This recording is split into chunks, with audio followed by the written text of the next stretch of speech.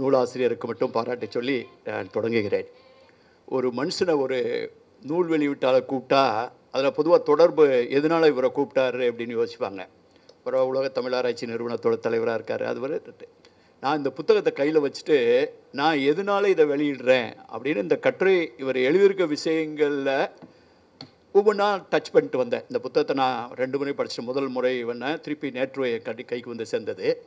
இந்த புத்தகத்தில் எழுதப்பட்டிருக்கிற நிறையா விஷயங்களை நான் வாழ்க்கையில் ஒரு அலுவலராக, குடிமைப்பணி அலுவலராக நேரடியாக தொடர்பு பட்டிருக்கிறவன் அப்படிங்கிறனால இதில் எழுதியிருக்கக்கூடிய ஒவ்வொரு விஷயத்தையும் நீங்கள் நிதி மேலாண்மை, நிதி ஒதுக்கீடு அப்படி பற்றி பேசுகிறீங்கன்னா, நான் ஒரு நிதி செயலாளராக இருந்தது மட்டும் கிடையாது, ஒரு பிளானிங் கமிஷனுடைய பலமுறை அது நிதி ஆயோக் ஆகிறதுக்கு முன்னாலேயும் ஹேண்டில் பண்ணியிருக்கேன், அது நிதி ஆயோக் ஆனதுக்கு முன்னாலே ஹேண்டில் பண்ணியிருக்கிறேன். ஃபைனான்ஸ் கமிஷனுடைய தலைவர்களுடைய வருகை, அவங்களுக்கு கொடுக்குற மாநிலத்தின் சார்பாக விண்ணப்பத்தை கொடுக்கறது, பேரிடர் மேலாண்மைனா வரலாறுலேயே காணாத ஒரு புயலை சந்தித்திருப்பேன் ஒரு மாவட்ட ஆட்சித் தலைவராக.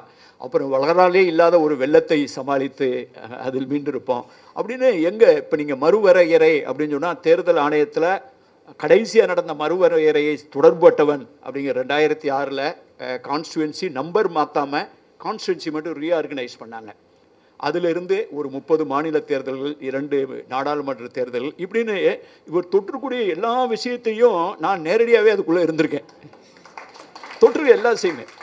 அப்போ அவர் என்ஜினியராக இருந்து அதை பார்த்துருக்காரு.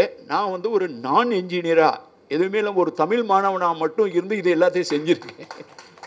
இதில் என்ன ஒரு பிரச்சனைன்னு கேட்டிங்கன்னா, 2 வகையாக இருக்கும். ஒன்று ஒரு தொழில்நுட்பத்தில் இருக்கக்கூடிய ஸ்பெஷலிஸ்ட், இவரெல்லாம் ஒரு ஸ்பெஷலிஸ்ட்டு. அந்த ஸ்பெஷலிஸ்ட்டுக்கு ஒரு ஜெனரல் வியூ இருக்கும். ஒரு ஸ்பெஷலிஸ்ட்டுக்கு ஒரு ஜெனரல் வியூ இருந்தால் எப்படி இருக்கும். அதனால தான் நீங்கள் பார்த்தீங்கன்னா இதில் அறிவியல் பொறியாளர் அப்படின்னு இது வரும்.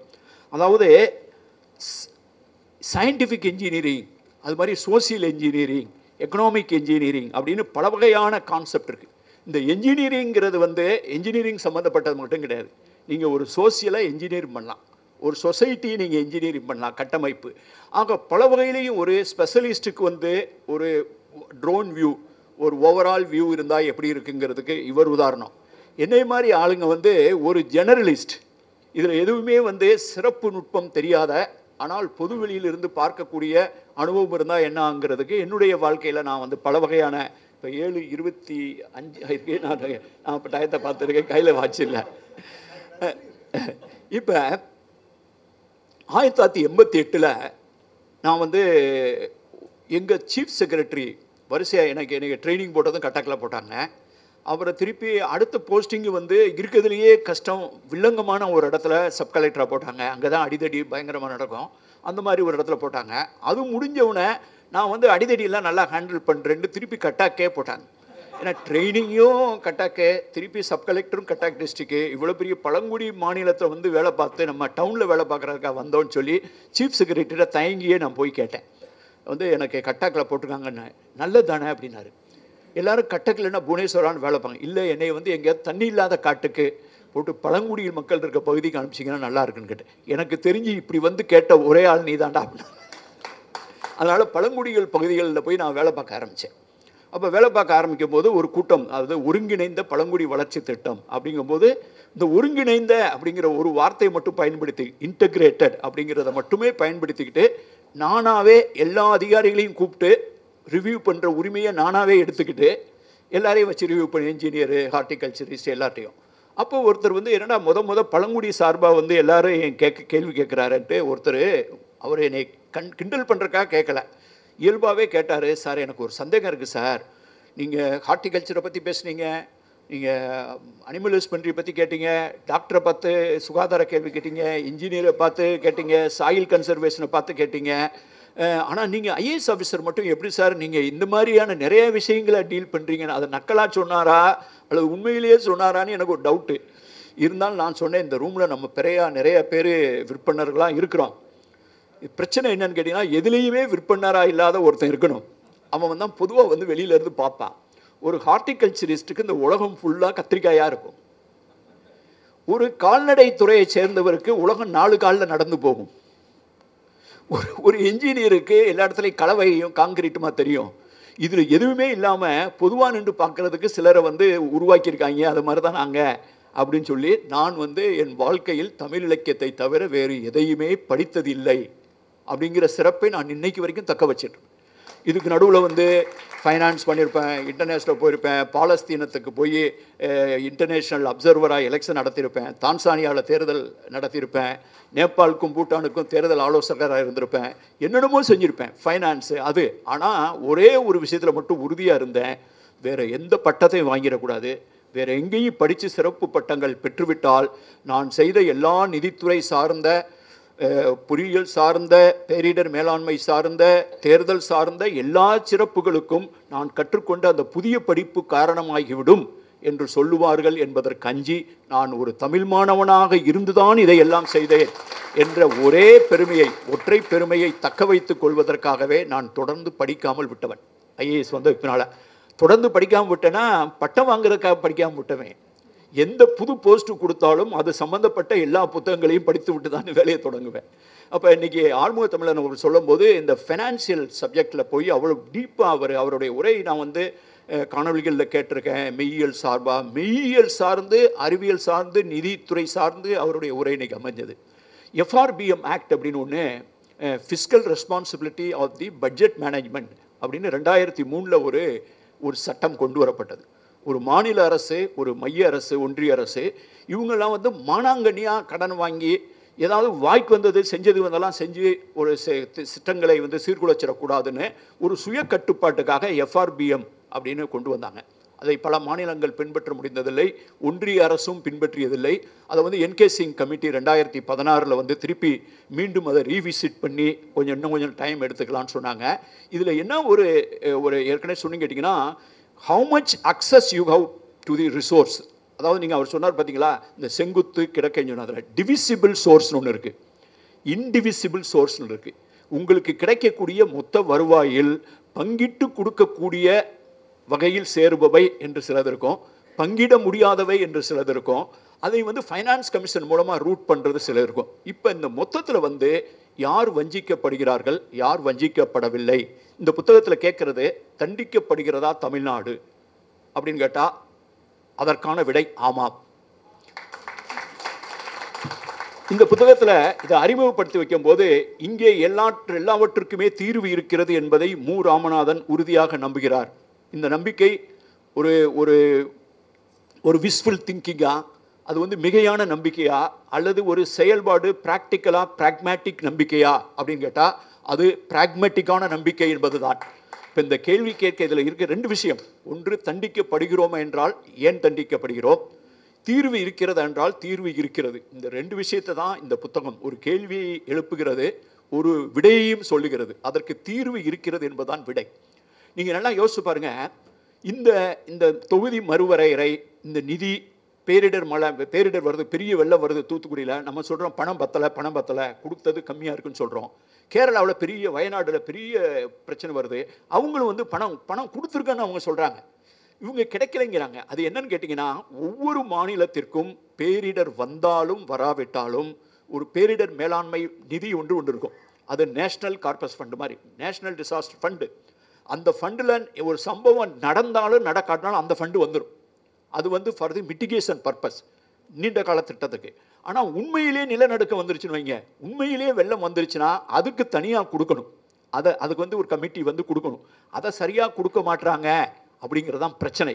ஏனென்று சொன்னால், இந்த மாதிரியான பொறியியல் படித்தவர்கள் சமூகவியலையும் பேசுகிறார்கள், ஆனால் அறிவியல் படித்தவர்கள் வேறு விதமான தீர்வுகளை சொல்கிறார்கள்.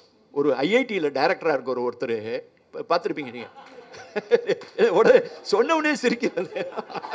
இதான் நம்ம ஆளுங்களுடைய, அதாவது பட்டாசு மாதிரி. நீங்கள் நினைக்க வேறு, நான் மெட்ராஸில் இல்லை, அதை விட பெரிய இமயமலை சைட்டுக்கு போகிறேன். இப்போ 2 நாளைக்கு மேலே திடீர்னு ஒரு யூடியூப்பில் ஒரு பெரிய ஒரு பெருசு ஒரு திடீர்னு ஒரு க்ளவுட் பஸ்ட்டுங்கிறான். அந்த இமயம் துளக்கும் பண்பினைன்னு, கேன் யூ பிலீவ் இட்? சங்க இலக்கியத்தில் எங்கேயாவது ஒரு இடத்துல இமயம் மலையில் க்ளவுட் பஸ்ட் நடக்கும் அப்படின்னு இந்த நாட்டில் பதிவு பண்ணியிருக்கான பொருள் தான். இமயம் துளக்கும் பண்பினை அப்படின்னு, இமயமலையுமே பிளந்து வரும் முடியான வெள்ளம் மலை, அதை பற்றி சங்க இலக்கியம் பதிவு பண்ணுது. அதை பற்றி நிறைய, அது வேற கதை. ஆனால் அந்த மாதிரியான ஹிமாச்சல் பிரதேஷ் மாதிரியான இடத்துல இப்போ கூட நம்ம யூடியூப்ல பார்த்தோம், இந்த நிலநடுக்கம் நிலச்சரிவெல்லாம் நடப்பதற்கு எல்லாம் காரணம் நாமெல்லாம் மட்டன் சாப்பிடுவதுதான் என்று ஒரு ஐஐடியினுடைய டைரக்டர் சமீபத்தில் பேசி அதை டிவி எல்லாத்துலேயும் பயங்கர இதாயிருச்சு.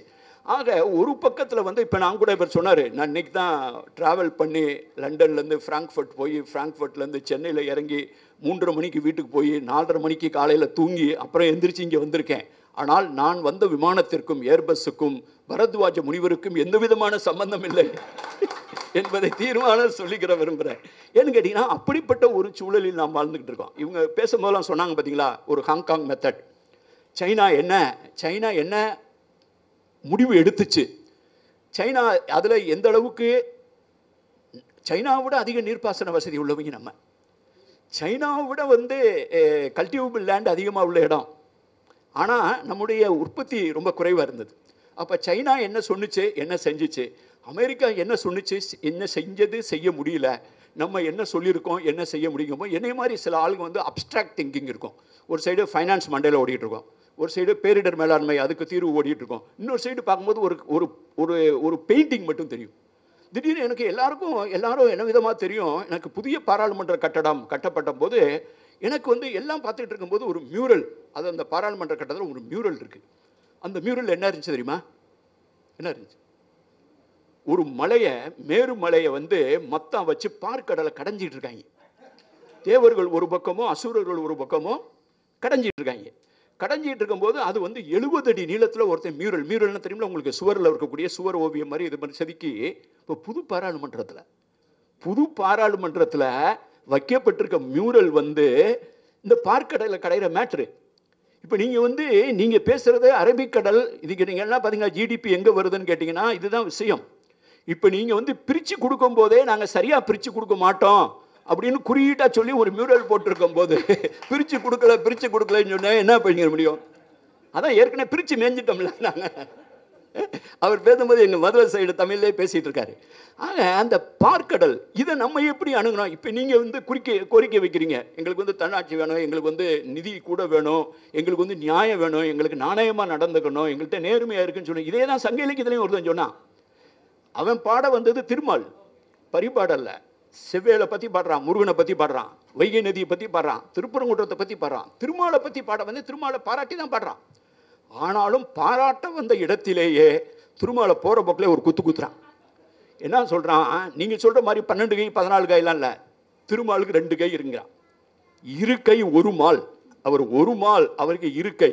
அந்த 2 கையில் 1 கை நயனில் கை அப்படிங்கிறான். நன்னயம் இழந்த நயனில் 1 கை அப்படின்னா அப்படின்னா நான் கேட்ட நேர்மை இல்லாத, பொல்யூட்டட், நாணயம் இல்லாத, நேர்மை இல்லாத 2 கையில் 1 கையில் நேர்மை இல்லை. அதுக்கு காரணத்தையும் அவன் சொல்றான். தேவர்களும் அசுரர்களும் இந்த அமிர்தத்தை பகிர்ந்து கொள்ளும் போது இந்த தேவர்களுக்கு சார்பாக இயங்கி இந்த அமிர்தத்தை எடுத்து அந்த இடத்துல வச்சது, அது பெரிய கதையெல்லாம் இருக்கு.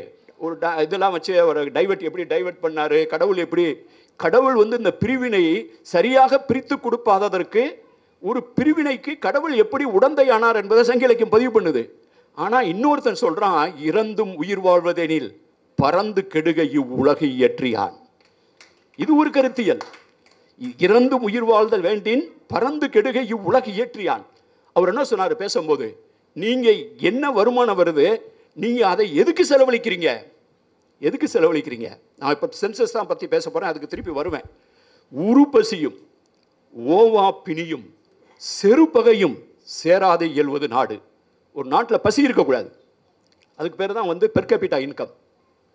என் ஜிடிபி இவ்வளோ பெருசாக இருக்குது, என் ஜிஎஸ்டிபி இவ்வளோ பெருசாக இருக்குது, என்னுடைய கிராஸ் நேஷனல் ப்ராடக்ட் இவ்வளோ பெருசாக இருக்குது, அது முக்கியம் கிடையாது. இன்னும் சொல்ல போனால் பெர் கேபிட்டா இன்கம் கூட கரெக்டாக சொல்ல முடியாது. பேரிட்டி ஆஃப் பர்ச்சேஸ் பவர், அந்த காசை வச்சு நீ என்ன வாங்க முடியும், பர்ச்சேஸ் பவர் பேரிட்டி பற்றி பேசிக்கிட்டு இருக்கான். பூட்டானில் ஒருத்தன் கிராஸ் நேஷனல் ப்ராடக்ட்டை பற்றி ஜிஎன்பின்னு சொல்லி, கிராஸ் நேஷனல் ஹாப்பினஸ் ஜிஎன்ஹெச்னு சொல்லி ஒரு குறியீடு, மக்கள் சந்தோஷமாக இருக்காங்கன்னு. எங்கே சந்தோஷமாக இருக்கான்? ஆக நீங்கள் வந்து இந்த மாதிரியான ஒரு அணுகுமுறைகள், எந்த அணுகுமுறையில் ஒருத்தன் சொல்கிறான் உருபசி ஓவாப்பினா என்ன? ஓவாப்பினா கோவிடு, என்ன மருந்து கொடுத்தாலும் அது ஒரு பெருந்தொற்று. இந்த ஸ்பானிஷ் அந்த எல்லோ ஃபீவரு, அந்த ஸ்பானிஷ் ஃப்ளூ, இதெல்லாம் ஓவாப்பினி. உரு பசிங்கிறது பசி. செருப்பகை, நீங்கள் வர்ற வருமானத்தெல்லாம் நான் எல்லையை காப்பாற்றுறேன்னு இராணுவத்திலே செலவழிச்சு விமானம் வாங்கி துப்பாக்கி வாங்கி நான் காப்பாற்றிட்டேன் சொன்னால் அவன் திருவள்ளுவர் சொல்கிறாரு, சண்டை இருக்க தான் செய்யும். ஆனால் ஒரு நாடு எந்த நேரமும் சண்டை போட்டுக்கிட்டு இருந்தா எல்லா வருமானத்தையும் கொண்டு போய் எல்லையில் போட்டுக்கிட்டு இருந்தீங்கன்னா உட்பட மாட்டேங்கிறார். உருபசியும் ஓவாப்பினியும் செருபகையும் சேராது இயல்வது நாடு. இதை விட வேற ஒரு நாட்டுக்கு வேற என்ன இலக்கணம் வேணும்? அது சொல்கிறதுனால நான் என்னுடைய நாட்டுப்பட்டு குறைஞ்சி போயிருக்கேன். நாட்டுப்பட்டு குறையில. காஷ்மீரில் நான் தேர்தல் நடத்தியிருக்கேன். காஷ்மீரில் நான் போகாத இடம் கிடையாது, நான் போகாத எல்லை கிடையாது. சீனா எல்லையில் தேர்தல் நடத்திருக்கேன், திபேத் எல்லையில் தேர்தல் நடத்திருக்கேன். இந்தியாவினுடைய மனிதர்கள் சாதாரணமாக போக முடியாத இடங்களெல்லாம் கவச வாகனங்களில் சென்று தேர்தல் நடத்தியிருக்கிறேன். மணிப்பூரிலும் அருணாச்சல் பிரதேசத்திலும் நான் போகாத மாநிலமே கிடையாது. ஆக இதில் இப்போ அதை தான் சொல்கிறான் திருவள்ளுவர் சொன்னார். இப்போ சென்சஸ் தான் இதுக்கு பேசிஸாக இருக்குது. இப்போ இவங்க சொன்ன 2 பிரச்சனை, இவர் பேசுகிற 2 பிரச்சனை, ஆறுமுக தமிழன் ஹைலைட் பண்ண 2 பிரச்சனை. 1 நிதி பங்கீடு, 2 தொகுதி பங்கீடு. இந்த தொகுதி பங்கீடு number of constituency, how many people they represent அப்படிங்கிறதுக்கு இந்த அதாவது பிரதிநிதித்துவம் அப்படின்னு சொல்லிக்கிறக்கூடிய இந்த ஸ்விங் ஸ்டேட், ஒவ்வொரு ஓட்டுக்கும் அந்த மாதிரி ஒவ்வொரு ஸ்டேட்டுக்கும் முக்கியமான ஸ்டேட்டுன்னு சொல்லி ஸ்விங் ஸ்டேட்டுன்னு இருக்கும் அமெரிக்காவில். இந்த நீங்கள் டெக்ஸாஸு இந்த மாதிரி இடங்கள்லாம் ஸ்விங் ஸ்டேட்டுன்னு சொல்லுவாங்க. அங்கே ஜெயிச்சா கட்டாயம் ஜெயிச்சிருவா மாதிரி. ஆக அதுவும் நமக்கு ஒத்து வராது அப்படின்னு சில சொல்யூஷன்ஸை அவர் சொல்கிறாரு. இதுக்கு அடிப்படையாக இருக்கிறது மக்கள் தொகை கணக்கீடு. இந்தியாவில் கிட்டத்தட்ட 1919ஆம் நூற்றாண்டு தொடக்கத்தில் இருந்தே சில இடங்களில் டவுனுக்கு மட்டும் நடத்தினாங்க. டவுனுக்கு மட்டும் பனாரஸ், அலகாபாத் மாதிரி இடம். அப்புறம் முழு சிட்டிக்கு நடத்துனது டாக்காவில். அப்புறம் முழு மாநிலத்துக்கு நடத்தினது. கடைசியில் இந்தியா முழுவதும் சின்க்ரனைஸ்டாக இந்த காஷ்மீர், இந்த பிரெஞ்சினுடைய பாண்டிச்சேரி, இந்த கோவா, இதை தவிர மீதி பிரிட்டிஷ் இந்தியா முழுவதும் நடத்தப்பட்ட முதல் சென்சஸ் 1881. 1881. அதுலேருந்து அந்த மக்கள் தொகை கூடிக்கிட்டே இருக்குது. 1921 மட்டும்தான் ஒரே ஒரு முறை மக்கள் தொகை கொஞ்சம் குறைஞ்சிருந்தது. அதுக்கு காரணம் ஒரு பெரிய ஃப்ளூவில் ஏகப்பட்ட பேர் செத்துப்பிடான். அந்த அந்த அந்த பீரியடில் தான் நிறையா பேர் இந்தியாவில் செத்துருக்காங்க. குறைஞ்சது ஒரே ஒன்று 1921. அதுக்கு பின்னால் பெரிய போர், உலகப்போர் நடந்தப்போ கூட எப்படியோ மேனேஜ் பண்ணி நடத்தியிருக்கானுங்க. அதுக்கு அடுத்து மக்கள் தொகை கணக்கெடுப்பு நடத்தப்படாத ஒரு பெருமிதத்திற்குரிய ஒரு 10 ஆண்டு இருக்கிறது. அது 2011. 2011 என்னவா இருக்க முடியும் அப்படிங்கிறது 2021. 2021 மக்கள் தொகை என்னவாக இருக்க வேண்டும் என்பதை 2020 பிளான் பண்ணிட்டு இருக்கோம். நான் அப்போ தான் முதலமைச்சருடைய தலைமை ஆலோசகராக நான் திருப்பி ரிட்டையர்மெண்ட்டுக்கு பின்னால் ஜாயின் பண்ணியிருக்கேன். நாங்களாம் ரெடியாக இருக்கோம், மீட்டிங்லாம் நடத்துகிறோம். இப்போ சென்சஸில் எப்படி பண்ணு, ஜாதி வாரி கணக்கெடுப்பும் நடக்கப்படும். நாங்கள் சரி அதுக்காக ரெடியாகிடுறோம். எல்லாம் ரெடியாகிட்டு இருக்கும்போது திடீர்னு அவர் சென்சஸ் டைரக்டர் ரொம்ப இன்ட்ரெஸ்டிங்காக பேசிகிட்டு இருந்தார். ஒரிசா சென்சஸிங். நானும் எல்லாரையும் சீஃப் செக்ரட்டரிலாம் கூப்பிட்டு மீட்டிங்லாம் போட்டுட்ருக்கேன். திடீர்னு ஆள் சுரத்தே காணோம், ஆளே வரல. என்னையா சென்சஸ்ன்னு சொன்னீங்க, சென்சஸ் பக்கமே வரலைன்னு சொன்னால் கோவிடு அதனால் சென்சஸ் நடக்கலைன்னு சொல்கிறாங்க. கோவிடுக்கு சென்சஸ் என்னையா சம்மந்தம்? கோவிடில் நான் சென்சஸ் கேட்குறேன். வீடுக்கு போய் வேணால் மாஸ்க்கை போட்டு போய் எத்தனை பேர் இருக்கீங்க, எத்தனை பேர் இருக்கீங்க, உன் தாய்மொழி என்னன்னு இதை கேட்டு வர தான் பண்ணோம். ஆனால் அதுக்கு பின்னால் நம்ம என்னென்ன பண்ணியிருக்கோம்? கும்பமேளா நடத்திருக்கோம்யா. கும்பமேளா. பீகாரில் தேர்தல் நடத்தியிருக்கோம், மேற்கு வங்காளத்தில் தேர்தல் நடத்தியிருக்கோம், சட்டமன்ற தேர்தல் நடத்தியிருக்கோம், நாடாளுமன்ற தேர்தலே நடத்திட்டோம். கூட்டம் போட்டு பேசியிருக்கோம், கூட்டம் போட்டு கும்மி அடிச்சிருக்கோம், கூட்டம் போட்டு கும்பமேளா நடத்தியிருக்கோம். அதுக்கு 60 லட்சம் பேர் வந்தான், இத்தனை கோடி பேர் வந்தான், அத்தனை கோடி பேர் வந்தாலும் நம்ம பெருமை பேசியிருக்கோம். ஆனால் சென்சஸ் நடத்தணுமா? சென்சஸ் நடத்தாதது என்பது திட்டமிட்ட செயல். அதை நம்ம எப்போ புரிஞ்சுக்கிற போகிறோம்? நீங்கள் இதனுடைய பின்னணியை போய் பாருங்கள். 1951 நீங்கள் ஒரு மொழிவாரி மாநிலங்கள், இது இந்த மொழி பிரச்சனையும் இந்த பவர் ஸ்ட்ரகிள் ரெண்டு ஒன்றோடு ஒன்று தொடர்புடையது. இந்தியா ஒரு தனி நாடாக அரசியல் சாசனம் வந்த பிறகு எல்லாருக்கும் ஒரு பயம் வந்தது. மொழி வாரியாக பிரித்து விட்டோம்னா அவங்க அத்துட்டு போயிடுவாங்களோ அப்படின்னு எல்லாரும் பயந்தாங்க. நேரு பயந்தார், எல்லாரும் பயந்தாங்க. அப்போ மொழிவாரி மாநிலம் இதை பற்றி கர் கமிட்டின்னு நினைக்கிறேன், ஒரு கமிட்டி போட்டாங்க. அந்த கமிட்டி, அந்த கமிட்டியினுடைய ரிப்போர்ட்டு கொடுத்ததுக்கு பின்னால் அந்த ரிப்போர்ட் சரியாக இருக்கான்னு பார்க்குறதுக்காக ஜவஹர்லால் நேரு, இவர் இப்போ கோவிந்த் வல்லப் பந்த், அப்புறம் பந்த் கமிட்டி 3 பேர் சேர்ந்து ஒரு கமிட்டி பண்ணி அவங்களும் அதை ஆராய்ஞ்சிட்டு யாருமே ஒரு முடிவுக்கு வரல. கடைசியில் மொழிவாரி மாநிலத்தை தோற்றுவித்தவன் பொட்டி ஸ்ரீராமுலு. அந்த ஆள் செத்து போயிட்டு டெட் பாடியை தூக்காமல் இருக்கும்போது தான் அவசரமாக நேரு அறிவிச்சார். அதுலேருந்து தான் அதனுடைய தொடக்கம். 1955 56க்கு பின்னால் வந்து மொழிவாரி மாநிலங்களாக அப்படியே பிரிஞ்சுட்டு வந்தது. பிரிஞ்சு இதுக்கெல்லாம் முன்னால் முதல் மொழிவாரி மாநிலம் 1936 சுதந்திரத்திற்கு முன்னால் மொழிவாரி மாநிலம் ஒரிசா மாநிலம். இந்த நாட்டில் நடந்த முதல் இந்தி எதிர்ப்பு போராட்டம் 1890 95களில் சம்பல்பூர் என்ற இடத்தில் நடந்தது. இந்த வரலாறுலாம் நாங்கள் அங்கே போய் பேசியிருக்கோம், ஒரிசாவில் பேசியிருக்கோம். ஆக இப்படி மொழிவாரியாக வந்த இந்த வந்து ஒரு சைக்கிள் வருது. எப்படி பிரிக்கிறாங்க? இந்த மொழியை பேஸ் பண்ணி பிரிக்கிறாங்க. தனித்தனியாக குஜராத்தும் மகாராஷ்டிராவும் சேர்ந்துருந்துச்சு. பாம்பே குஜராத்னு அதுக்கு பேர். மகாராஷ்டிரா அப்புறம் தனியாச்சு. பஞ்சாப் ஹரியானா இன்னைக்கு வரைக்கும் ஃபாசில்கா ஏரியா பற்றி சண்டை நடந்துகிட்டு இருக்கு. ஆக இப்படி பிரிஞ்சதுக்கு பின்னால் இந்த மொழிவாரி மாநிலங்கிற கான்செப்ட் திருப்பி வந்து ட்ரைபல் நான் ட்ரைபல்னு பிரித்தாங்க. பீகார்லேருந்து ஜார்க்கண்ட் வந்தது அதனால தான். மலைப்பகுதி சமவெளின்னு பிரித்தாங்க. உத்தராகண்ட் உத்தரப்பிரதேசம் பிரிஞ்சது அப்படி தான். பீகார் ஜார்க்கண்ட் பிரிஞ்சது. சத்தீஸ்கர் புதுசாக வந்தது. எல்லாம் ட்ரைபல் நான் ட்ரைபல். ஆனால் ஒரு மொழி இருந்தால் கூட அது போதாது, தனி மாநிலம் வேண்டுமென்று இந்த மொழி மாறி மாநிலத்திற்கு முற்றுப்புள்ளி வைத்தது தெலுங்கானா, ஆந்திரா. ஏன்னா அங்கே வந்து வளர்ச்சி விகிதம் வந்து ஒரு பகுதி வந்து பின்தங்கியே இருக்குது. தெலுங்கில் சினிமா எடுத்து இந்த தெலுங்கானா ஏரியாக்காரன் வந்து எப்பயுமே ஜோக்கராகவே இருப்பான். ஹீரோவெல்லாம் அந்த ஏரியாக்காரனாக இருப்பான். கடற்கரை மாவட்டத்தை சேர்ந்தவனாக இருப்பான். அந்த வீட்டில் சமையல் பண்ணுறவர், சமையல்காரி எல்லாம் லவ் பண்ணிக்கிட்டு இருக்கவன். இவங்கள வச்சே அந்த தெலுங்கானா பகுதியினுடைய வட்டாரம். இப்போ நீங்களே யோசிச்சு பாருங்கள். படம் எடுத்து நம்ம கொங்கு ஏரியாவையோ அல்லது மதுரைக்காரங்களே ஓட்டிக்கிட்டே இருந்தோம்னு வைங்க, நம்ம வெறுப்பாயிருவோம்ல. அப்போ அந்த மாதிரி வெறுப்பு ஏற்றி அவங்க கிட்டத்தட்ட எங்களை தனியாக பிரித்து விடுங்களான்னு சொன்னாங்க. அது ஏதோ ஒரு வகையில் அந்த மொழிவாரி மாநிலம் ஒரு பெரிய அவலம். அதன் மூலமாக அந்த 2 மாநிலம் தனியாக இருக்கலாம். ஆனால் பொலிட்டிக்கலி அவங்களுடைய பார்கெனிங் பவர் குறைஞ்சிருச்சுங்கிறதான் உண்மை. அவங்களுடைய பார்கெனிங் பவர். இந்த ஆந்திரா என்ற ஒருங்கிணைந்த மாநிலம் இந்திய அரசியலில் செலுத்திய தாக்கம் இன்று பிளவுபட்டிருக்கிற ஆந்திராவும் தெலுங்கானாவும் சேர்த்து கூட நல்ல நீங்கள் ஈஸியாக பிரித்து ஆள்றான். இன்னைக்கு போகிற தேதிக்கு பார்த்தீங்கன்னா இந்த சென்சஸை 2021 செய்ய விரும்பவில்லை. அதுக்கு நீங்கள் வரலாறு புரிஞ்சுக்கணும். 55 56 முதல்ல நடந்தது. அதில் எல்லாம் முடிவு பண்ணாங்க 71 சென்சஸ் வரைக்கும் இது தொடரும்னா. 71 சென்சஸில் வரும்போதுக்கு நமக்கு 2 சீட்டோ 1 சீட்டோ குறைஞ்சி போச்சு. 2 சீட்டு 41லேருந்து 39, பாண்டிச்சேரி சேர்ந்து 40, நமக்கு இருந்த சீட்டு குறைஞ்சி போச்சு. அப்போ எல்லாரும் பயங்கரமாக பிரச்சனைகள் பண்ணும்போது அப்போ வந்து இந்திரா காந்தி பீரியடில் வந்து இந்த 71 இருக்கிறது இன்னும் வந்து அடுத்து வர 2001 வர சென்சஸ் வரைக்கும் இருக்கும் அப்படின்னு போட்டாங்க. இந்த 2001 வரும்போது அப்போனா நாங்களாம் 2004 தலைமை தேர்தல் அதிகாரியாக வரேன். அப்போயே இந்த பிரச்சனை ஆரம்பிச்சது. சுப்ரீம் கோர்ட் ஜட்ஜ் எல்லாம் போட்டிருந்தாங்க.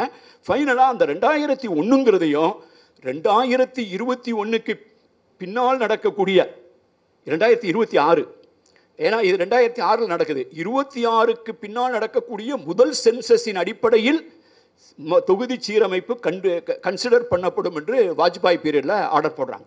அப்படின்னா என்ன இருக்கும்? 2026 வரைக்கும் இந்த தேர்தலாம் இப்படியே கண்டினியூ ஆகிருக்கும். எந்த பிரச்சனையும் இல்லாமல். பாராளுமன்றத்தில் நம்பர் ஆஃப் சீட்டு நாற்காலி நிறையா போட்டிருக்க முடியாது. ஆக மொத்தத்தில் வந்து இது கண்டினியூ ஆகிருக்கும். அநேகமாக 31 வந்து நடக்கும்போது இதே மாதிரி பிரச்சனை வந்து பஞ்சாயத்து இந்த மாதிரி தான் முடிஞ்சிருக்கும். ஆனால் 2021 சென்சஸ் நடத்தாதது திட்டமிட்ட செயல் என்று நான் கருதுகிறேன். நான் தேர்தல் நடத்தியிருக்கிறேன், சென்சஸ் நடத்தியிருக்கிறேன், இந்த தொழிலில் சம்மந்தப்பட்டிருக்கிறேன். ஆகவே இந்த விழிப்புணர்வு, இந்த கல்வி, அது வந்து மொழி சார்ந்ததாக எப்படி இயங்குது அல்லது இந்த தொகுதி தேர்தல் சார்ந்ததாக எப்படி இயங்குகிறது. தேர்தல் ஆணையத்தை இந்த BLO என்று சொல்லுகிற இந்த BLO பூத் லெவல் ஆஃபீஸர் என்ற சொல்லை தேர்தல் மேலாண்மைக்கு நான் கொண்டு வந்தேன். அது அவனுடைய கடமை என்னவென்று எழுதினேன். அப்போல்லாம் வந்து நீங்கள் வந்து இன்னைக்கு நான் எனது முகநூலில் பதிவு செய்திருக்கிறேன். தனிநபர்கள் செத்து போகலாம். ஒருத்தன் செத்து போவான், இன்னொருத்தன் பிறப்பான். இவர் செத்து போயிட்டாருன்னா நம்ம உலகமே இருண்டுரும்பாங்க. காந்தியும் போனார் இருக்குது, நேருவும் போனார் இருக்கு, ஒரு குடும்பத்தில் தலைவர் போனார் இருக்கும். ஆனால் நிறுவனங்களின் மறைவு இருக்குல்ல, நிறுவனங்களின் மரணம் பேரவலம். ஒரு சாதாரண மனுஷன் செத்து போயிடலாம், ஆனால் நிறுவனங்கள் செத்து போச்சுன்னா அதை கட்டமைக்கிறது ரொம்ப கஷ்டம். அப்படிப்பட்ட நிறுவனங்கள் இப்போது மரணம் அடைந்து கொண்டிருக்கின்றன. நமக்கு என்னதுரே? அதனால தான் கதறி அழுகணும் இருக்கு. தப்பு சார் அப்படின்னு சொல்லணும் இருக்கு. SIR not good. ஏன்னா நாங்கள் வந்து எனக்கு நல்லா ஞாபகம் இருக்குது. 2008 தானே இந்த தாஜ் பாம்பே மும்பை தாஜ் அட்டாக் 2008 தானே. 2008 தாஜ் அட்டாக். டெல்லியில் தேர்தல் நடத்துகிறோம். நான் டெல்லி தேர்தலுக்காக ப்ரிப்பேர் பண்ணிகிட்ருக்கேன். தாஜ் அட்டாக் பண்ணதான் எல்லோரும் வந்து சொல்கிறாங்க, பிரதமர் ராஜினாமா பண்ணோம், அது பண்ணோம், இது பண்ணோம், இப்படின்னு எல்லாம் வந்து பாகிஸ்தான் இது பண்ணி எல்லாம் பிடிச்சி கடைசியில் வந்து அலையும் பிடிச்சாச்சு, எல்லாம் பண்ணியாச்சு. அப்போ நாங்கள் எப்போ தேர்தலில் யாரா ஓட்டு போடுறா, இந்த நாட்டினுடைய மக்களாட்சியை யார் காப்பாற்றி வைத்திருக்கிறது அப்படின்னு பார்த்தீங்கன்னா கிராமத்துக்காரன், ரூரல் பீப்புள், ஆண்கள் பெண்கள், பெரிய சிட்டியில் இருக்கவே கிடையாது, பெரிய அடுக்குமாடியில் இருக்கவே கிடையாது. நாங்கள் எப்போ வேணாலும் பார்ப்போம், பாம்பேயில் வாக்குப்பதிவு 36% தான் இருக்கும், 34%, 36%, 38ன்னா ரொம்ப. அவங்க ஃபுல்லாக கேமரா வச்சுட்டு ஒரு நடிகை ஓட்டு போட வர்றது அதே பின்னால் போயிட்டு இருப்பாங்க. அப்புறம் ஒரு நடிகை, இவனோட 2008 ஒரு நடிகையினுடைய தங்கச்சிக்கு ஓட்டு இல்லாமல் போயிடுச்சு. இவங்களுக்கு யாவும் இருக்குன்னு நினைக்கிறேன். ஒரு நடிகையினுடைய, முக்கியமான நடிகையுடைய தங்கச்சிக்கு ஓட்டு இல்லாமல் போயிடுச்சுன்னு அன்னைக்கு ஃபுல்லாக டிவியில் பேசிகிட்டு இருக்காங்க. நாங்கள் தேர்தல் ஆணையத்தில் பார்க்குறோம், என்னடா அது இவங்க தங்கச்சிக்கு ஓட்டு இல்லாமல் போயிடுச்சா, இவங்க தங்கச்சிக்கு ஓட்டு இல்லாமல் போயிடுச்சான்னு இந்தியா ஃபுல்லாக பேசிகிட்டு இருக்காங்க. ஆனால் நீங்கள் எவ்வளோடா ஓட்டு போட்டிங்கன்னு கேட்டால் 36% ஓட்டு போட்டிருக்காங்க. ஆனால் இவ்வளோ பெரிய டவுனில் இருக்குமே 36-38% தான் போட்டுட்ருக்க. தமிழ்நாட்டில் 70%, 72% ஓட்டு போடுறான், மற்ற இடத்துல ஓட்டு போட்டுக்கிட்டு இருக்கான்னு பார்த்தா, அப்போ நாங்கள் வந்து இந்த ஸ்வீப்புன்னு சொல்லி ஓட்டு மக்களையே ஓட்டு போடுவதற்கு எப்படி அதிகமாக ஊக்குவிப்பது அப்படின்னு பண்ணும்போது, ஒரு மனிதன் ஒருத்தன் ஓட்டு போடனா அவன் அந்த நாட்டுடைய சிட்டிசனாக இருக்கணும், அது வேறு விஷயம், அவன் அந்த நாட்டு குடிமகனாக இருக்கணும். ஆனால் ஒருத்தன் ஒரு இடத்துல எப்படி நீ கண்டுபிடிப்பீங்க, ordinary resident of a place for more than 6 months. ஒருத்தன் ஒரு இடத்துல 6 மாதம் தொடர்ந்து இருக்கான்னா ஆர்டினரி ரெசிடெண்ட்டாக இருந்தால் அவன் அங்கே ஓட்டு போடலாம், இல்லைன்னா அதை மாதிரி போயினானா வேறு ஓட்டில் போடலாம். அப்போ நிறைய பேர் பாம்பேயில் இருக்கிறவன் வெளியூர்காரன் நிறைய பேர் வீடு இல்லாமல் போஸ்ட்டு கீழே, ஒரு போஸ்ட்டு மரத்து கீழே வந்து தினம் பகல் ஃபுல்லாக சுற்றுவார். அவர் ஒரு பெட்டி வச்சுருப்பார். அவர் வந்து அந்த நைட்டு வந்தோடனே அந்த இடத்துல தூங்குவார். அப்புறம் மறுநாள் காலையில் எந்திரிச்சு போயிடுவார். எங்கள் ஆளுங்க சொன்னாங்க, சார் நிறைய பேர் போஸ்ட்டு மரத்து கீழே தான் சார் தூங்கிட்டு இருக்கான், அவனை எப்படி சார் ஓட்டு போடுவீங்கன்னு. இந்த போஸ்ட் மரத்துக்கு கீழே தூங்குறவன் எழுதுறான், இந்த போஸ்ட் மரத்துக்கு கீழே தூங்குறவன் அவன் வேற நாட்டுக்காரனாக இருந்தால் அவனை நீ 6 மாதம் நீ இங்கே அங்கே தூங்க விட்டுருந்தீங்கன்னா அது தப்பு. அவன் எந்த நாட்டுக்காரன் கண்டுபிடிக்க வேண்டியது வேறொருடைய வேலை, அது தேர்தல் ஆணையத்தின் வேலை இல்லை அப்படின்னு சொல்லி இந்த போஸ்ட் மரத்துக்கு கீழே படுத்து தூங்குறவன் அப்படின்னு நாங்கள் பதிவு பண்ணி ஓட்டு போட வச்சுருவோம் இந்த பிஎல்ஓ சிஸ்டம் மூலமாக. ஆக இது மிக முக்கியமான விஷயம். இந்த சென்சஸ், இந்த ஃபைனான்சியல் கண்ட்ரோல், இந்த fiscal management, finance commission, planning commission எவ்வளோ அருமையாக நடந்துகிட்டு தெரியுமா? ஒரு அருமையான நிறுவனம் அது. நாங்கள்லாம் கலந்துருக்கோம், பிளானிங் கமிஷன் இருக்கும்போதும் கலந்துருக்கோம். வருஷத்துக்கு ஒரு தடவை முதலமைச்சர்லாம் போவாங்க. அந்த முதலமைச்சர் போய் அந்த மாநிலத்தினுடைய நிதியை பற்றி பேசுகிறதே ஒரு திருவிழா மாதிரி நடக்கும். அந்த பிளானிங் கமிஷன் அந்த டெப்டி சேர்மன் வந்து ரிசீவ் பண்ணுவார், சென்ட் ஆஃப் பண்ணுவார், அந்த மாநிலத்தை பற்றியே பேசுவாங்க. இப்போ நிதி ஆயோக் வந்ததுக்கு பின்னால் அது எங்கடா இருக்குன்னு தேடிப்பட்டோம். நிதி ஆயோக் வந்ததுக்கு பின்னால் அது டோட்டலி கான்செப்ட் சேஞ்சுது.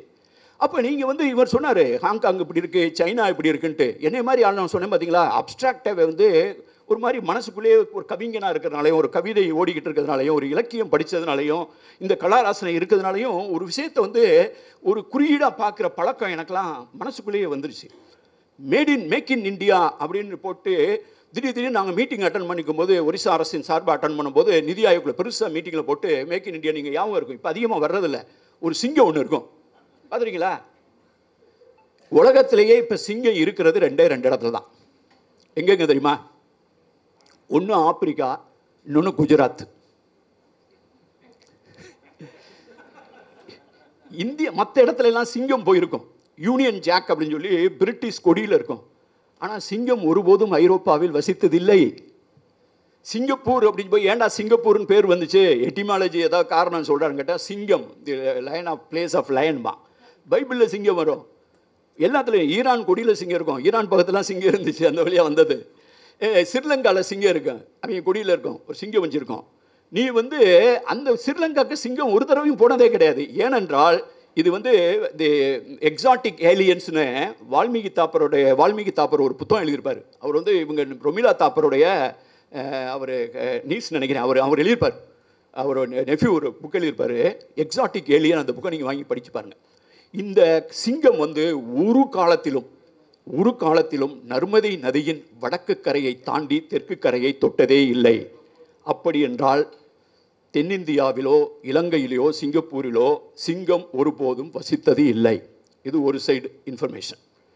இப்போ கிமு 2500 கிமு 3000 அந்த பீரியடில், இன்னையிலேருந்து ஒரு 4500 வருஷம் 5000 வருஷத்துக்கு முன்னால் உலகத்திலேயே the world economy there is a algorithm. இப்போல்லாம் ப்ராஜெக்டே இருக்குது. நீங்கள் ஹவு யூ கேன் ஸ்பெக்குலேட் 100 வருஷத்துக்கு பின்னால் வாட் ஆர் தி ரிஸ்க்கு, உங்கள் பொருளாதாரம் எப்படி இருக்கும், 1000 வருஷத்துக்கு முன்னால் எப்படி இருந்திருக்கும், லண்டனோட எக்கானமி 1200 எப்படி இருந்ததெல்லாம் இன்றைக்கி ப்ரோக்ராம்ஸ் இருக்குது. என்னை பொறுத்தவரையில் 2500 கிமு 2500 காலகட்டத்தில் இந்த உலகத்திலேயே அதிகமாக cross national product, gross domestic product இருந்த இடம் சிந்துவெளி மட்டும்தான். இதை நீங்கள் என்ன ஆல்கரிதம் வேணால் போட்டு பாருங்கள். நான் வந்து இப்படி சொல்கிறேன், இங்கே எருமையை கொண்டு போய் ஏற்றுமதி பண்ணுறான், எருமையை கொண்டு போய் மெசபடோமியாவில் விற்கிறான். விற்க போன இடத்துல அவன்கிட்ட பேசுகிற மொழி வேறு மொழி பேசுகிறான். அப்போ இவனுக்கு டிரான்ஸ்லேட் பண்ணுறதுக்கு அந்த மொழி தெரிந்த, தனது சிந்துவெளி மொழி தெரிந்த ஒருத்தனை கூப்பிட்டு போகிறான், மொழிபெயர்ப்பாளர். அதான் அவன் எழுதி வச்சுருக்கான். இவன் இருந்த ஊருக்கு மெலுகான்னு பேர் வச்சுருக்கான். நம்முடைய சிந்துவெளியினுடைய குறிப்புகள் சுமேரியாவில் கிடைக்குது. ஆனால் சுமேரியாவினுடைய எழுத்துக்கள், குறிப்புகள் சிந்துவெளியில் கிடைக்கவில்லை. அப்படின்னா என்ன அர்த்தம்? The trade was one sided. The surplus trade, அந்த ட்ரேட் வந்து நீங்கள் எவ்வளவு ஏற்றுமதி இறக்குமதி பண்ணது, balance of trade was in favour of Indus valley civilisation. சிந்துவெளிக்கு சாதகமாகத்தான் இருந்தது. தேக்கு மரத்தை ஏற்றுமதி பண்ணுறான். தேக்கு மரம் எங்கே கிடைச்சது? தேக்கு மரம் வந்து சென்ட்ரல் இந்தியா, ஒரிசா, மத்திய பிரதேஷ், சத்தீஸ்கர், மகாராஷ்டிரா, அதை தாண்டி நீங்கள் மேலே போயிட்டீங்கன்னா கொஞ்சம் சைடு குஜராத், கொஞ்சம் ஒரிசாவில் இருக்குமே தவிர வடநாடுகளில் தேக்கு மரம் வளராது, ஊண்டி வச்சாலும் வளராது. அதுக்கு பேர் வந்து என்னுடைய ஃபோனா,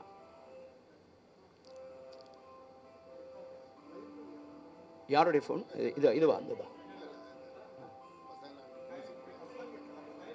அங்கேயா? இதில் ஃபோன். ஆக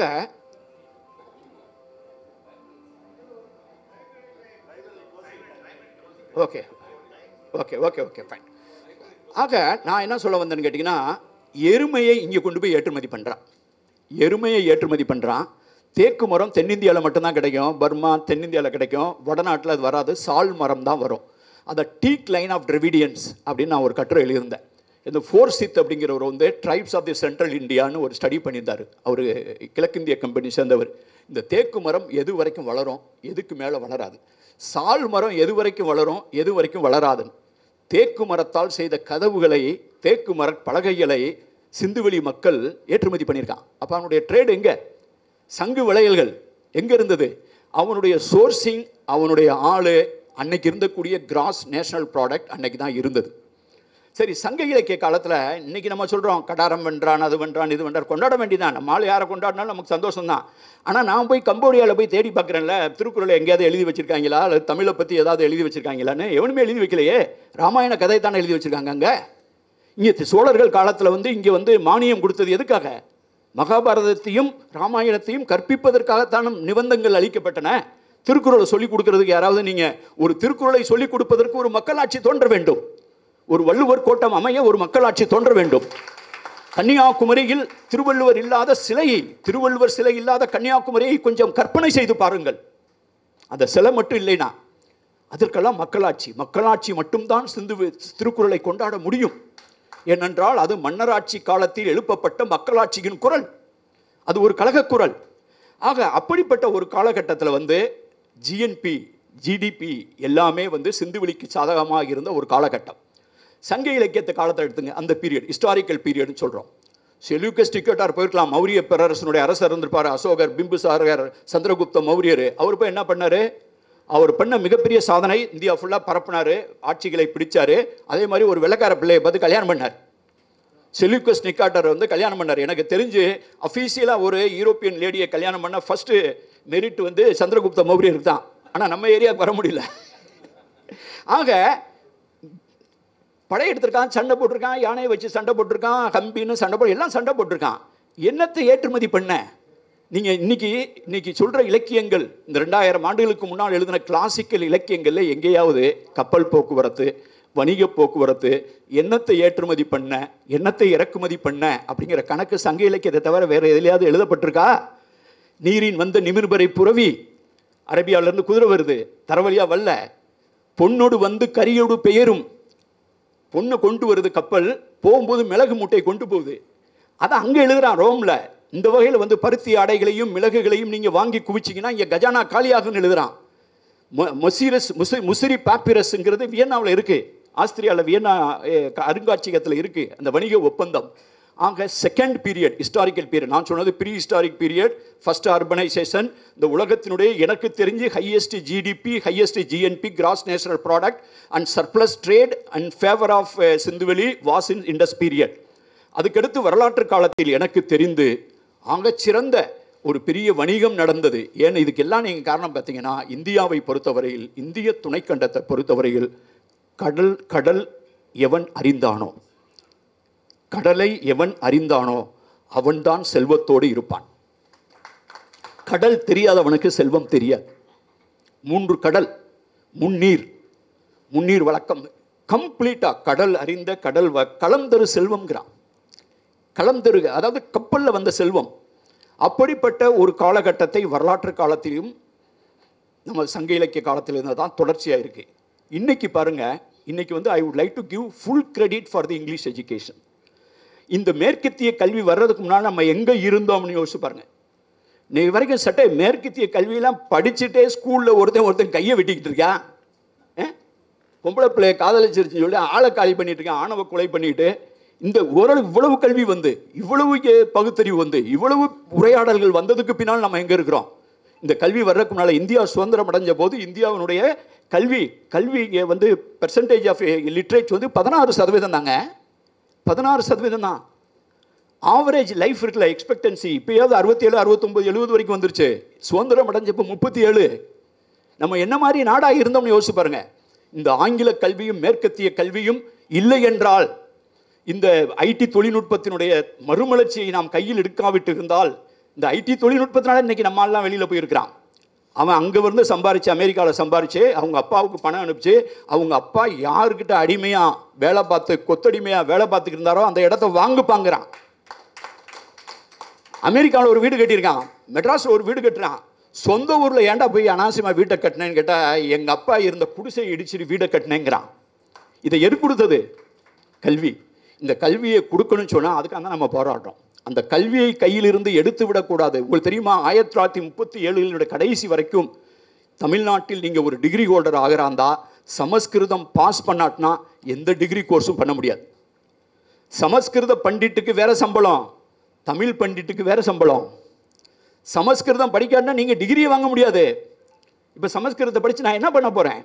2011 சென்சஸில் ஒரு 12,500 பேர் இந்தியா முழுவதும் சொல்லியிருக்கான் என்னுடைய தாய்மொழி சமஸ்கிருதம்னு. 12,500 பேர் பேசுகிற மொழிக்கு எவ்வளவு நாம் முதலீடு செய்கிறோம். ஆக மொழி என்பது சாதாரண அரசியல் இல்லை. மொழி என்பது முதலீடு, மொழி என்பது எதிர்காலம். இப்போ நான்லாம் இங்கே வந்து நிற்கிறேன்னா எதை வச்சு நிற்கிறேன்? தமிழை தவிர எனக்கு வேறு எதுவுமே தெரியாது. நான் படித்தது BA தமிழ் லிட்ரேச்சர், நான் படித்தது MA தமிழ் லிட்ரேச்சர், முதுகலை இளங்கலை இரண்டும் தமிழ். நல்லா யோசிச்சு பாருங்க. இந்த தமிழ் மொழியில் இந்திய குடிமைப்பணி தேர்வுகளை எழுதலாம் என்று உரிமை 1979 தரப்படாவிட்டால் நான் இங்கே இல்லை. இந்த புத்தகத்தை நான் வெளியிடலை. நான் உலகத்தமிழ் ஆராய்ச்சி நிறுவனத்துடைய தலைவர் இல்லை. நான் ஒரிசாவில் இவ்வளோ வேலை பார்த்துருக்க மாட்டேன், உலகம் ஃபுல்லாக ட்ராவல் பண்ணியிருக்க மாட்டேன், எல்லாம் எதுவுமே செஞ்சுருக்க மாட்டேன். ஏன்னா அந்த ஒரு உரிமை, அது தாய்மொழி கல்வியின் மூலமாக வந்த உரிமை. அவர் சொன்ன மாதிரி கொரியா, ஜப்பான், சீனா, ஜெர்மனி, இப்போ ஜெர்மனிக்கு தான் போயிருந்தேன், எல்லாருமே அவங்க மொழியிலேயே இந்த லாங்குவேஜ் ஆஃப் கம்ப்யூட்டிங் வந்துட்டு இருக்கு.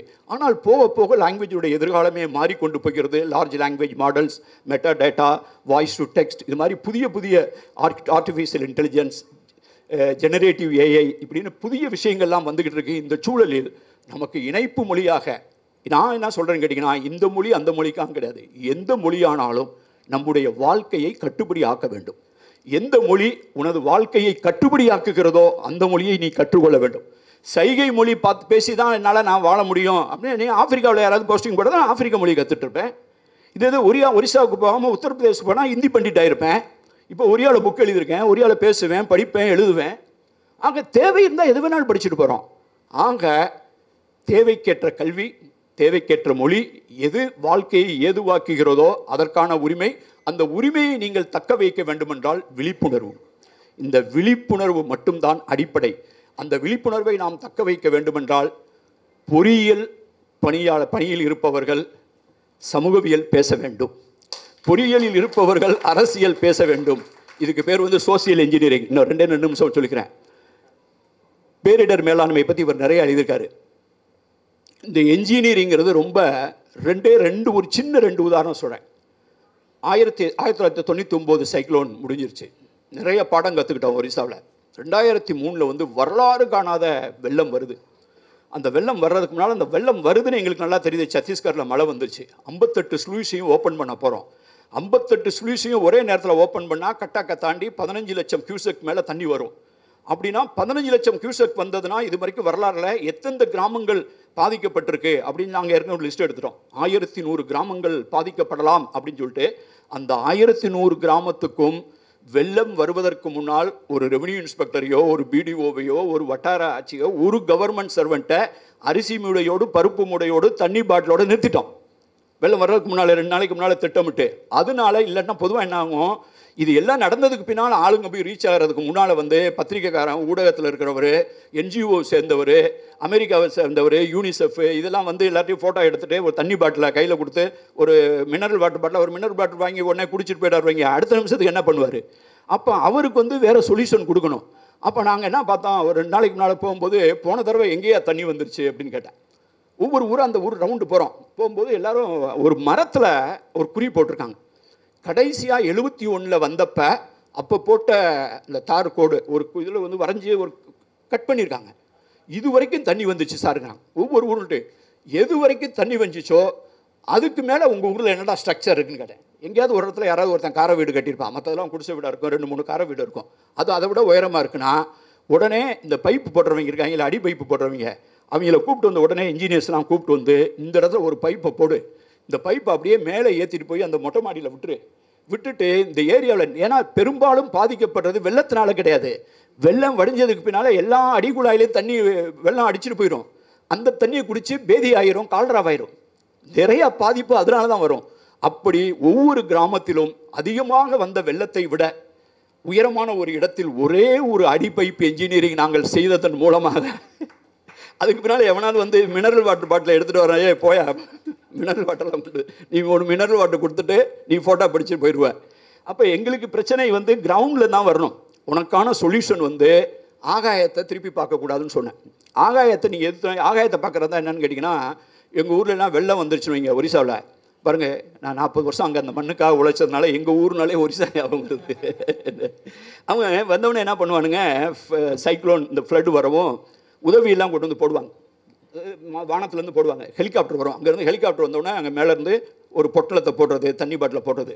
அவங்க அந்தந்த ஊரில் வந்து ஏதாவது ஹெலிகாப்டர்லேருந்து விழுந்துச்சுன்னா அவங்களுக்கு அதில் ஒரு பெருமை.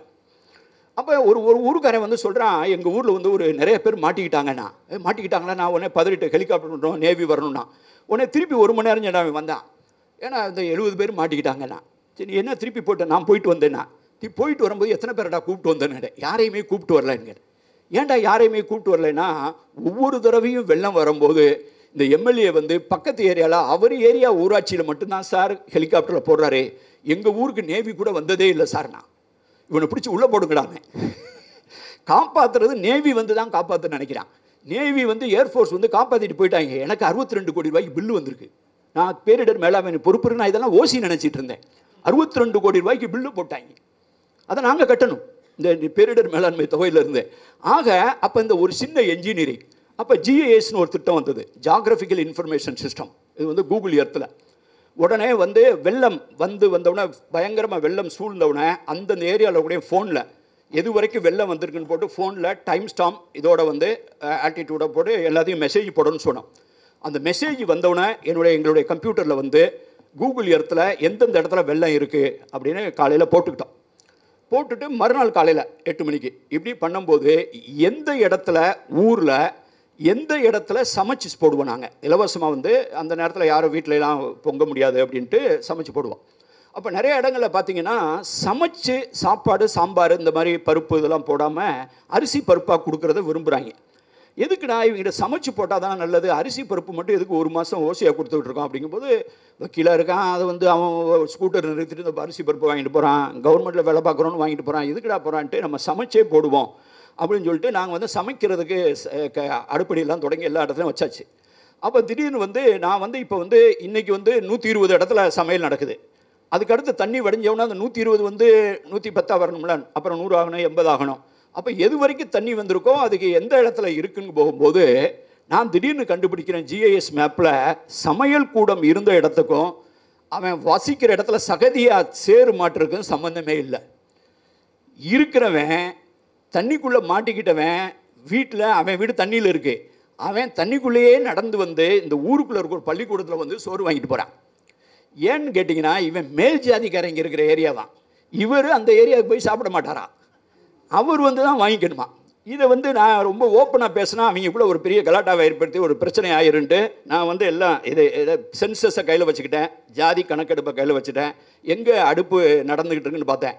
நான் என்ன பண்ணுவேன், இந்த இடத்துல தண்ணி வடிஞ்சிருச்சா அடுப்பை இங்கே மாற்று அப்படின்னு மாற்றேன். இப்படியே மாற்றிட்டு வந்தேன். மாற்றினோன்னு சொன்னாங்க, சார் அங்கே போய் அவன் சாப்பிட மாட்டான். அப்போ அவன் சாப்பிட வேணாம், அவன்கிட்ட இருக்குடா, அவன்கிட்ட இருக்கு.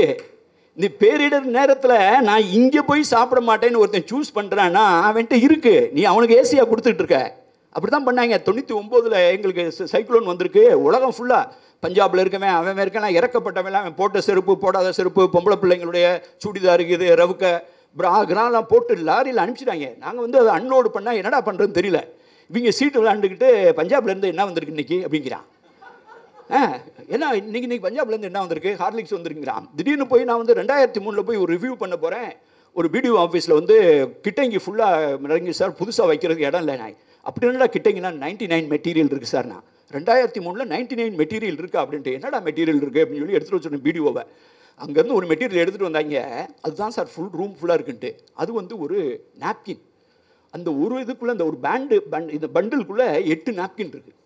இந்த 8 நாப்கினில் மேட் இன் யூஎஸ்ஏன்னு எழுதியிருக்கு.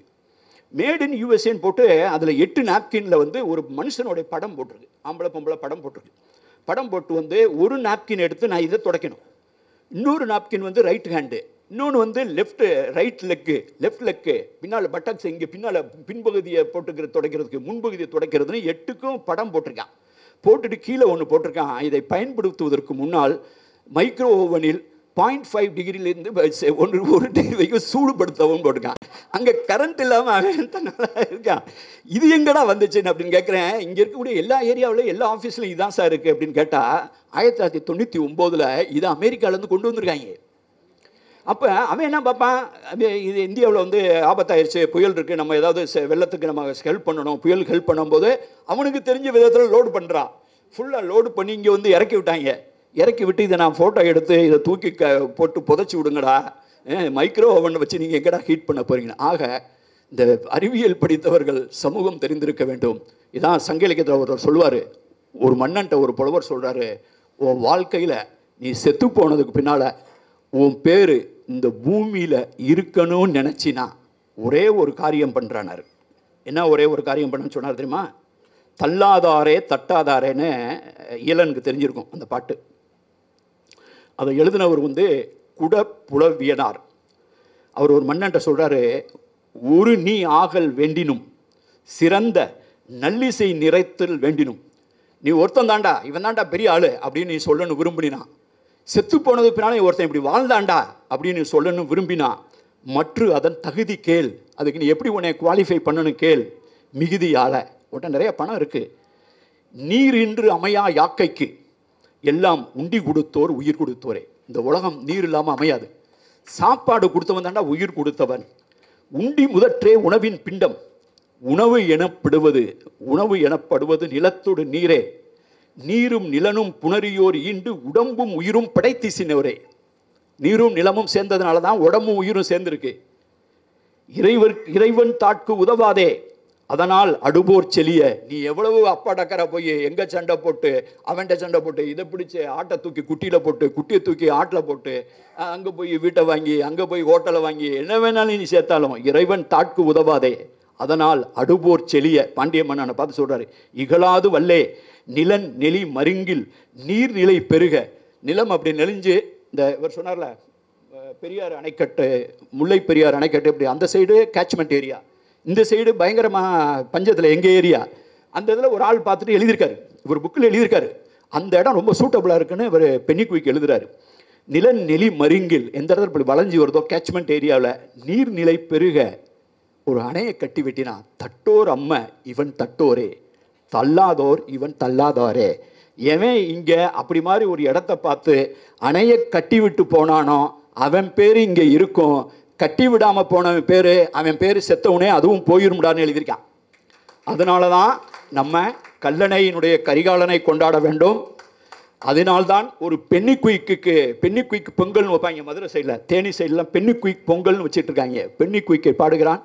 நீங்கள் அதே பாருங்கள், இவர் நம்ம கொங்கு பகுதியில் பண்ணவர் காளிங்கராயன் வாய்க்கால், அவர் மேலே பழியை போட்டு விட்டாங்க.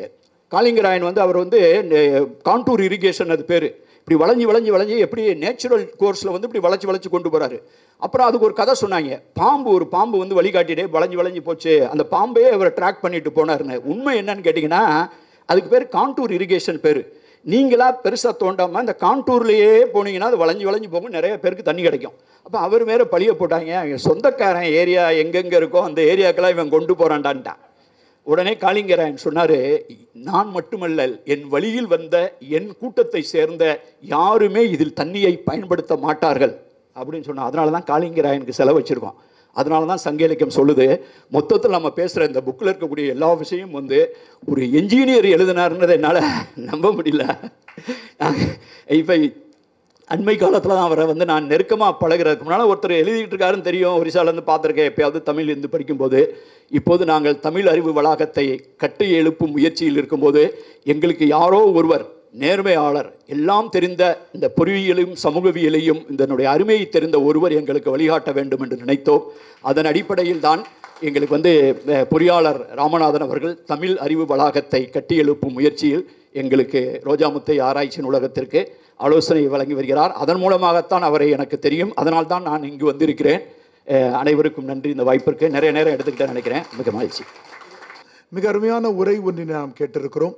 1956 நவம்பர் 1 மொழி வழி மாநிலங்கள் எவ்வாறு பிரிக்கப்பட்டன என்பதும், இவ்வாறு பிரிக்கப்பட்ட மாநிலங்களுக்கான உரிமைகள் எவ்வாறு தடுக்கப்பட்டு கொண்டிருக்கிறது என்பதையும், நிறைவாக பேரிடர் மேலாண்மையில் தனக்கு கிடைத்த அனுபவங்களை சங்க இலக்கியத்தோடும் பேசி மிகச்சிறப்பான சிறப்புரை ஆற்றியிருக்கிற உலகத் தமிழ் ஆராய்ச்சி நிறுவனத்தினுடைய தலைவர் ஐயா பாலகிருஷ்ணன் அவர்களுக்கு மீண்டும் ஒருமுறை நமது கைத்தட்டல்களால் அரங்கம் அதிர வாழ்த்துக்களை சொல்லுவோம். தங்களது வருகையும் தங்களது சிறப்புரையும் இந்த நூலினை மிகச் சிறப்பு படுத்தி இருக்கின்றன ஐயா. முதல் மொழியின் சார்பாக உங்களுக்கு எங்களது சிறப்பான வணக்கங்கள்.